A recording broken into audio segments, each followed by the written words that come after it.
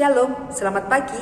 Kita bertemu kembali di dalam Sekolah Minggu Gereja Baptis Efrata, kelas remaja, pemuda, dewasa, dan senior. Hari ini kita akan belajar di pelajaran yang kedua dari buku baru kita dengan judul Beribadah, Bersekutu, dan Melayani. Sebelum kita membaca ayat-ayat firman Tuhan, kita akan mengawali sekolah minggu kita dengan berdoa. Bapa yang bertata di atas kerajaan surga yang mulia, kami mengucap syukur untuk hari ini kami boleh kembali bangun dengan kekuatan kesehatan baru daripada Tuhan. Terlebih daripada itu kami boleh kembali belajar kebenaran firman Tuhan melalui sekolah minggu. Tuhan menolong kami, membimbing kami dari awal pertengahan ke akhirnya, supaya boleh kami mengerti setiap firman yang kami baca, kami renungkan, dan kami pelajari pada pagi hari ini, yang menolong kami terus bertumbuh semakin dewasa di dalam Kristus. Terima kasih Bapa untuk semuanya. Kami serahkan pembelajaran kami di dalam satu nama, Tuhan Yesus Kristus yang menjadi Tuhan dan Juru Selamat kami yang hidup. Amin. Kita akan buka Alkitab kita bersama-sama di dalam kitab Ibrani pasal 10 ayat 19 sampai yang ke-25. Ibrani pasal 10 ayat 19 sampai yang ke-25. Saya akan menolong membacakannya bagi Bapak Ibu Saudara. Bapak Ibu Saudara bisa menyimak dari Alkitab masing-masing di rumah. Demikian bunyi firman Tuhan. Jadi saudara-saudara, oleh darah Yesus kita sekarang penuh keberanian dapat masuk ke dalam tempat kudus. Karena ia telah membuka jalan yang baru dan yang hidup bagi kita melalui tabir, yaitu dirinya sendiri. Dan kita mempunyai seorang imam besar sebagai kepala rumah Allah. Karena itu, marilah kita menghadap Allah dengan hati yang tulus ikhlas dan keyakinan iman yang teguh, oleh karena hati kita telah dibersihkan dari hati nurani yang jahat dan tubuh kita telah dibasuh dengan air yang murni. Marilah kita teguh berpegang pada pengakuan tentang pengharapan kita, sebab ia yang menjanjikannya setia.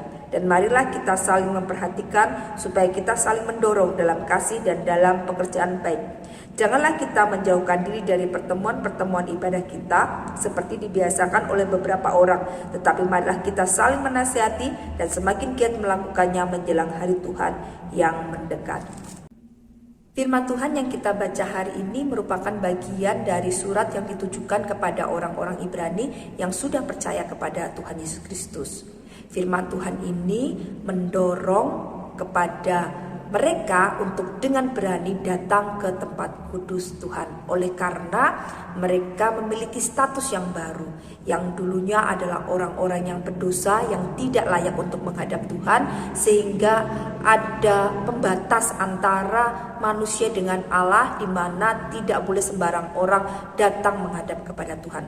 Tetapi ketika Tuhan Yesus mati di atas kayu salib, dan pada saat kematiannya itu ditandai dengan terbelah menjadi dua tirai bait Allah, menandakan bahwa setiap orang yang percaya kepada Tuhan Yesus Kristus sudah dibenarkan, sudah dilayakkan untuk menghadap kepada Tuhan. Tidak ada lagi pembatas antara Allah dan manusia, tetapi dengan bebas setiap orang yang percaya kepada Tuhan, yang sudah dikuduskan oleh darah Yesus, boleh menghadap kepada Tuhan. Itulah yang terjadi dalam kehidupan kita sebagai orang-orang percaya.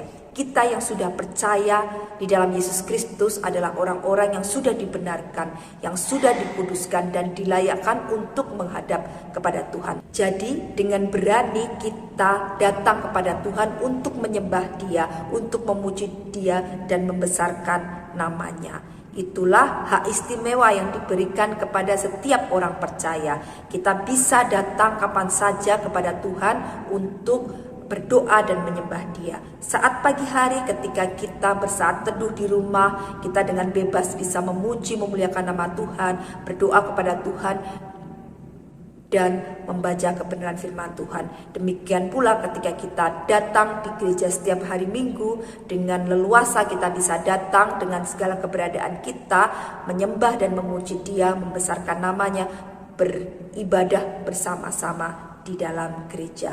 Itulah status kita sebagai orang-orang yang sudah dibenarkan, orang-orang yang sudah dikuduskan oleh Tuhan, sehingga dengan berani kita bisa menghadap kepada Tuhan Allah kita di tempat kudusnya. Selain itu, setiap orang percaya memiliki seorang imam besar, yaitu Yesus Kristus. Melalui pelayanan Yesus Kristus, Kehidupan setiap orang percaya sudah dibersihkan dan dibasuh oleh air. Hal ini menandakan bahwa kehidupan kita yang penuh dosa, yang tidak layak untuk menghadap kepada Tuhan oleh darahnya yang sudah dicurahkan di atas kayu salib, membuat kehidupan kita menjadi layak untuk menghadap Tuhan. Dosa-dosa kita diampuni dan kehidupan kita dikuduskan. Hubungan kita dengan Allah pun diperbaiki. Persekutuan kita dengan Allah dipulihkan oleh darah Yesus Kristus di atas kayu salib. Bapak Ibu Saudara, ketika kita sudah mengetahui bahwa kita bisa dengan bebas masuk ke tempat kudus Tuhan, apa yang kita lakukan? Kalau kita ingat bangsa Israel pada masa yang lalu, bahwa ketika mereka datang beribadah kepada Tuhan, mereka harus terlebih dahulu menyucikan diri mereka dengan membawa persembahan kepada Tuhan. Bahkan ketika mereka sudah melakukan itu pun, mereka tidak bisa masuk ke tempat kudus Tuhan. Hanya orang-orang pilihan, hanya imam-imam saja yang boleh masuk ke tempat kudus Tuhan. Tetapi sekarang ketika Tuhan sudah mati di atas kayu salib dan membenarkan kehidupan kita orang-orang percaya, kita dengan bebas bisa menghadap kepada Tuhan. Apa yang kita lakukan? Sayangnya banyak orang-orang yang mengaku percaya kepada Tuhan Yesus Kristus tidak memaknai dengan benar status baru yang Tuhan berikan di dalam kehidupan kita. Sebagai orang-orang yang dibenarkan, sebagai orang-orang yang dikuduskan, sebagai orang-orang yang dilayakkan menghadap ke tempat kudus Tuhan. Mereka lebih mementingkan kesenangan pribadi, hobi, pekerjaan, atau bahkan uang untuk dikejar dan menomorduakan ibadah. Padahal Tuhan Yesus sudah memperjuangkan itu di atas kayu salib supaya kita bisa bersekutu dengan bebas dengan Tuhan Allah kita, supaya kita bisa masuk ke tempat kudus Tuhan dengan leluasa. Tidak ada lagi penghalang, tidak ada lagi pembatas. Tetapi seringkali kita memandang rendah semuanya itu dengan lebih mementingkan hal-hal lain daripada beribadah kepada Tuhan. Seharusnya ketika kita menyadari status kita, keberadaan kita saat ini sebagai orang-orang percaya, kita bergiat di dalam ibadah kita bergiat di dalam bersekutu bersama saudara-saudara seiman. Kalau kita baca di dalam firman Tuhan tadi bahwa ibadah atau persekutuan itu penting di dalam kehidupan setiap orang percaya, karena dari persekutuan dan beribadah itu kita boleh semakin bertumbuh di dalam Tuhan. Kita boleh saling menguatkan satu dengan yang lainnya. Kita bisa saling memperhatikan satu dengan yang lainnya. Kita juga bisa saling mendorong untuk melakukan perbuatan baik sesuai dengan firman Tuhan. Melakukan perbuatan-perbuatan kasih satu dengan yang lainnya. Itu yang akan menolong kita terus bertumbuh. Kita tahu kita adalah manusia yang lemah. Tidak selamanya kita menjadi orang-orang yang kuat. Ketika kita merasa lemah tetapi kita tidak punya siapa-siapa untuk mengangkat kita atau menguatkan kita, maka kita akan semakin tenggelam di dalam pergumulan kita, di dalam keterpurukan kita. Tetapi ketika kita bersekutu bersama-sama dengan saudara-saudara seiman, saat iman kita mulai lemah, saat kita merasa kecapean atau kelelahan, ada saudara-saudara kita, ada teman-teman kita yang mendukung kita, menguatkan kita dan memberikan kita semangat yang baru untuk kembali bangkit dari pergumulan kita, dari keterpurukan kita. Itulah manfaat kita bersekutu bersama-sama. Oleh karena itu, bagi Bapak Ibu Saudara yang belum beribadah secara onsite di dalam gereja, tetapi masih melakukan ibadah online, mari, karena sekarang sudah dicabut ya pandeminya dan menjadi endemi dan kita bebas untuk bersekutu kembali, beribadah kembali di gereja. Mari kita datang ke gereja untuk beribadah dan bersekutu. Karena kita butuh teman-teman kita butuh saudara-saudara kita yang lain untuk saling menguatkan, memperhatikan, berbagi kasih, dan memberikan dorongan satu dengan yang lainnya melakukan perbuatan-perbuatan baik yang berkenan kepada Tuhan.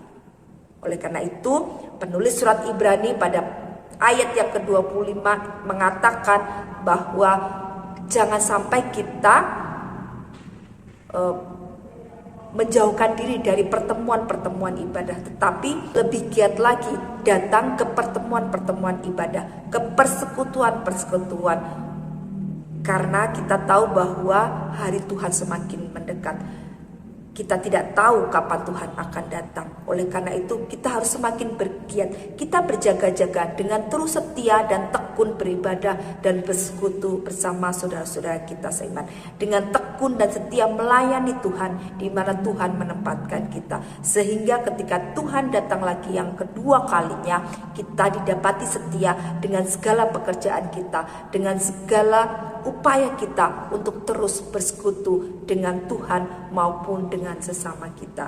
Bapak Ibu Saudara, mari bersama-sama terus bergiat di dalam ibadah kita, di dalam persekutuan kita, dan di dalam melayani Tuhan. Karena kita mau ketika Tuhan datang, kita menjadi orang-orang yang dikatakan engkau adalah hamba-hambaku yang setia.